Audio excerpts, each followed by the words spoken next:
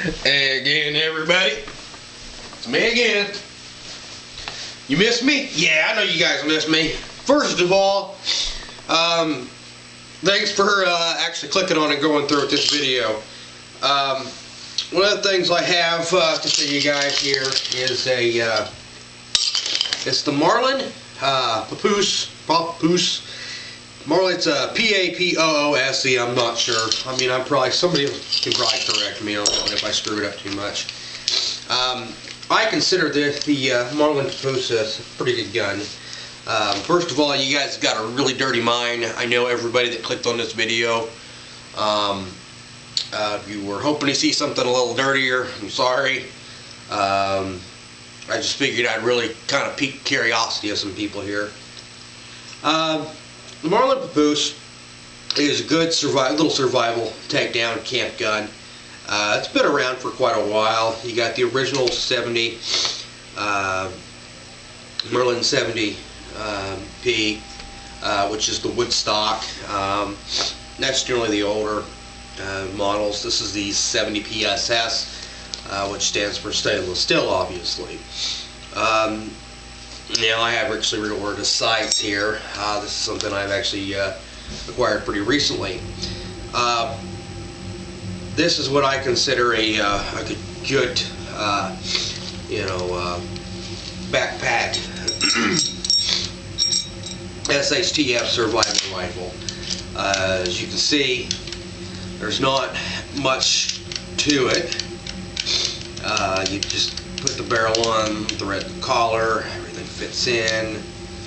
You know, it's obviously it's empty, and you're ready to go. Right now it's in safe. I'm gonna get off the safe, but it's pretty easy to switch things out. I'm going to take the barrel off to show you guys what I have in the stock while I'm doing this and explain to you. This bag itself is actually supposed to be a closed cell foam. I do not know if it floats. It's supposed to float. In the back of the buttstock, it actually had now this one had foam in it, and I actually had to dig and get all that foam out because I wanted something that double as a place to store some survival kit, and it works perfect actually for an emergency cut. So with the screws and everything you take off with the provided, and you've got the plastic, so you don't have to worry about getting your anything metal wet and worried about rust and corrosion or any of that other gunk. You've got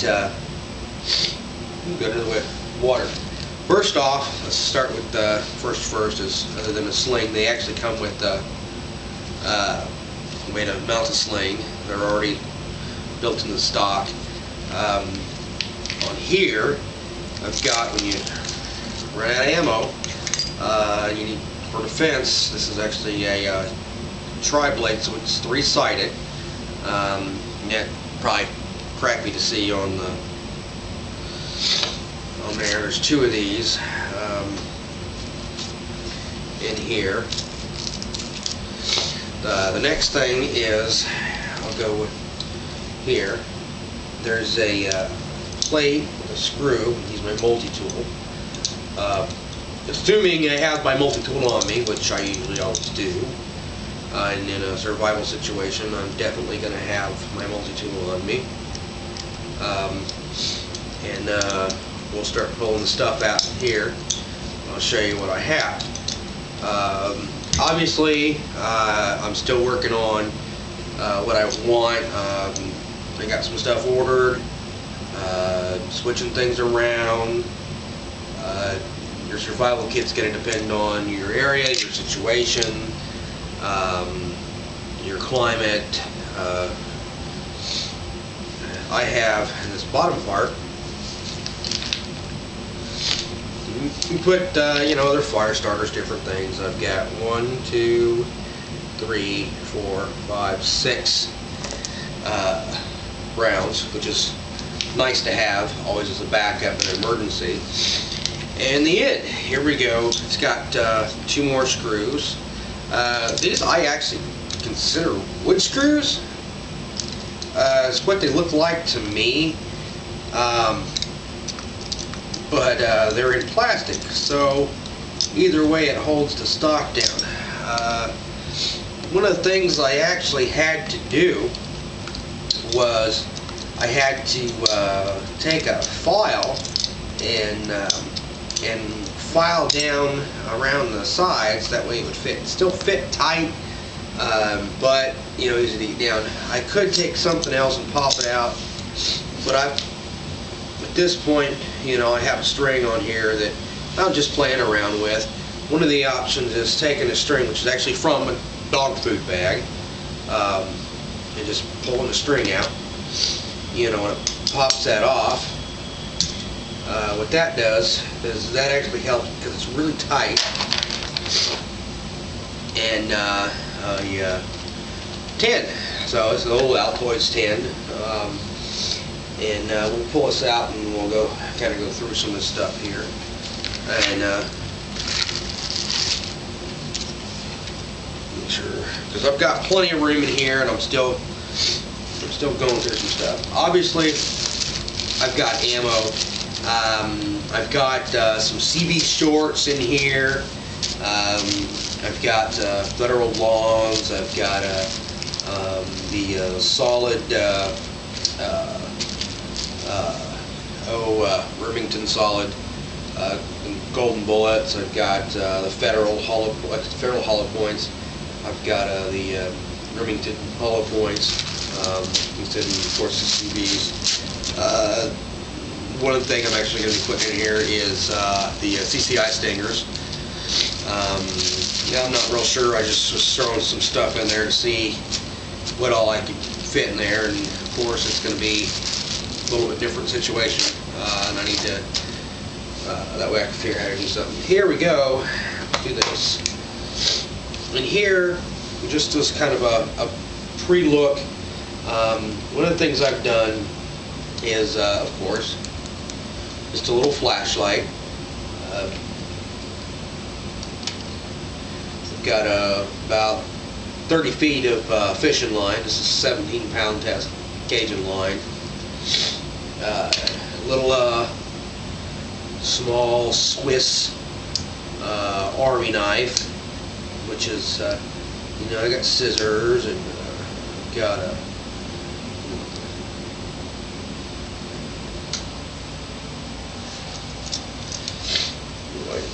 pop that out. A little toothpick and tweezers, and you know, another thing we'll put this aside here is a ferro rod. One big old ferro rod's all you gotta have, and got a magnifying glass. Underneath the lid here, I've got under some duct tape, some Digi-Camo duct tape. Not just duct tape, Digi-Camo duct tape. Got sewing needles, the different bends and sail needles and heavy duty needles. That way I can do some stitching and stuff with it. I actually had to bend the can a little bit to be able to get that to fit, cram in there. The next thing here is going to be, I've got on top of the match box, I've got there's actually there's a couple, there's like 4 or three small fishing hooks. Those are on there, and they're out of the way. See inside what we've got here. Alright, here's the fun part. We've got a couple of little short CB subsonic CCI subsonic 22s, and see, we've got a little button compass, got a 1, 2, 3, 4 little shot shells, you know, snake or something like that. They're not really, yeah, it just depends on the situation. Of course, matches.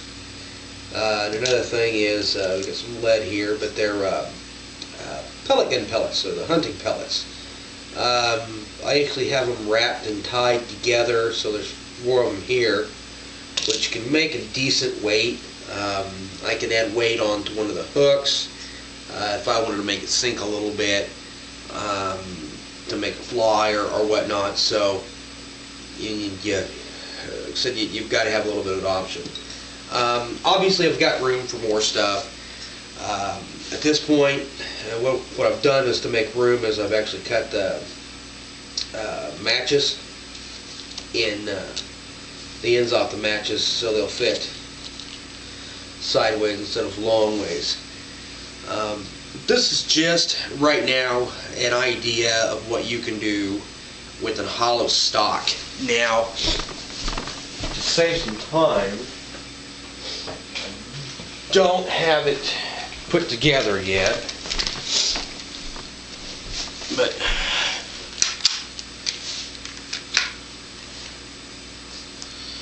what you can do is here's something that I don't really see.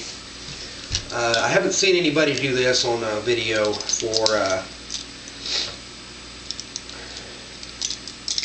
YouTube, and I wanted to go ahead and show you guys the there is a hollow stock, and obviously it's not here. Tin can's not going to fit in there, but you know, you can always, you got to figure this multi-tool, so you got to figure the size of you know, of a multi-tool.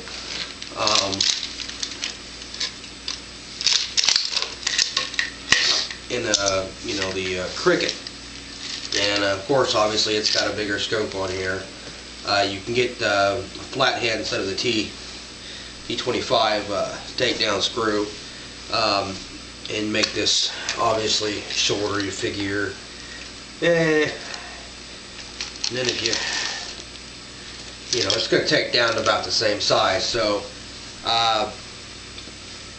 280, 290, 300, or if you're wanting the single shot, you're looking at Walmart, brand new, around $100, tax around 120, and you can shoot short, long rifle. And one thing that I've actually done with the is I've filed and cleaned up the corner on the bolt, and see here, there's a bolt on here, and here where it crisp, and then that way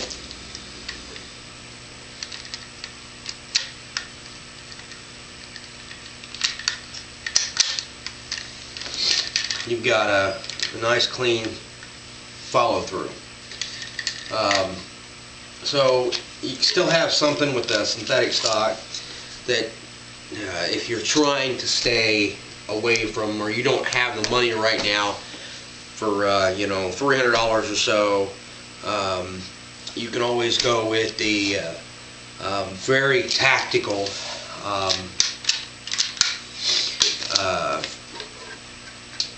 Crickett, the Davey Crickett by Keystones. You can find them at a lot of dealers. You can find them pretty regularly at Walmart.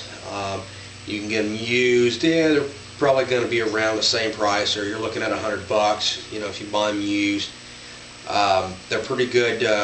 Pretty good little 22s, and they're great to have hanging around. I do have a center point. This is a center point. Oh gosh, what is this? It's like a 39, 3 by 9 by 39. I'm not sure. I'll put the specs on it in the caption for the video. What I like is when you look through the bottom, you can actually look underneath the scope, and you can line it up with the tip, and so you can use either the scope or you can use something else, or you can use the bead sights. So, I mean, there you go. You've got hollow stocks. You can really customize your own kit. If you can pack yourself some extra ammo, you know, it's a great survival tool. Just make sure that you've got your something for the screws. So if you have your multi-tool, you're going to have your screwdriver. Back it up with your you know, an extra multi-tool and your EDC bag and your bug out bag, but maybe even throw an extra screwdriver or something in your car. That way you've always got an extra way to be able to get them off. And you're going to be so glad you did if you ever need this in an emergency. So yeah, I know I'm probably going to get the comments. It's a bigger scope than what I need, but yeah, you know, I just like to wait. It's what I have. So the best survival equipment is what you have when you have it. So, and I'm not made of cash, so you can only do what you can do in the best situations. So, well, I'll go ahead and quit bugging you guys, and sniff you later, everybody.